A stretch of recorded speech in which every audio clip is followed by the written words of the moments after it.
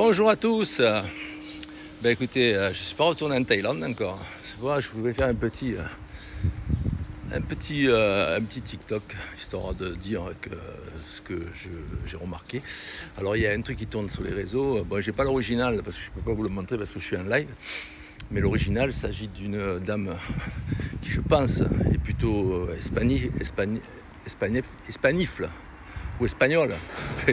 Espanifle, je rigole quand c'est dit espanifle, c'est péjoratif. Donc une dame, une demoiselle qui ressemble à une asiatique, mais plutôt espagnole, et d'un Thaïlandais ou d'un Vietnamien. Mais je pense que c'est plutôt un Thaïlandais. Alors je vous explique pourquoi. Quand vous entendez dame, ça veut dire dis-moi, dame onké, dame onké.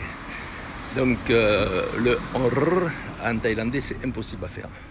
C'est-à-dire quand vous dites Rémi, Robert, Richard, bon Lichard à la limite, il veut dire Lichard.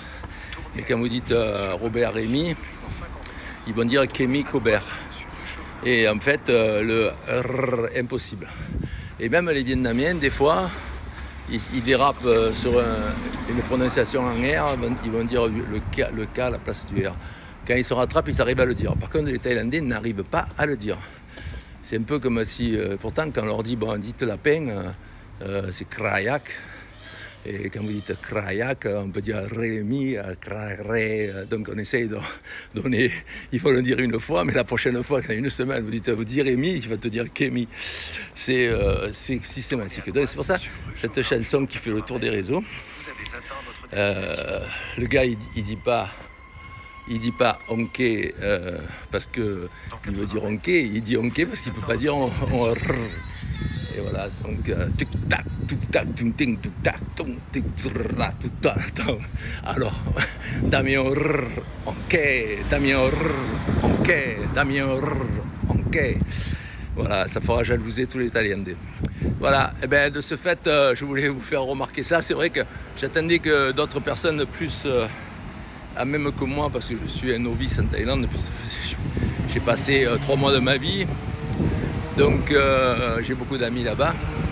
Mais moi je m'intéresse, comme j'étais imitateur, je m'intéresse beaucoup aux prononciations. Et c'est vrai qu'ils ont des grosses lacunes sur les... Bon, sur l'anglais, n'en parlons pas, ils mettent des A entre toutes les consonnes. Lycène, ça fait lycatène. Slip, ça fait salip. Doucement, c'est saloli. Saloli, je sais pas pourquoi. Pourquoi pas ce salaud oui, enfin. Et donc beaucoup de mots qui sont transformés avec des A. Et aussi en français, donc bon, en français n'en parlons pas. Il y a tous les mots qui a des R, ils sont très embêtés. Je pense que c'est réservé, c'est pas la cause asiatique, hein. C'est leur façon de prononcer. Ils n'ont pas appris à prononcer ces mots-là et ils sont handicapés là-dessus. Mais à force de les rattraper pendant Tirac, c'est mon amour. Mais Tirac, c'est mon amour, mais en même temps, ils disent pas, ils disent Tiac.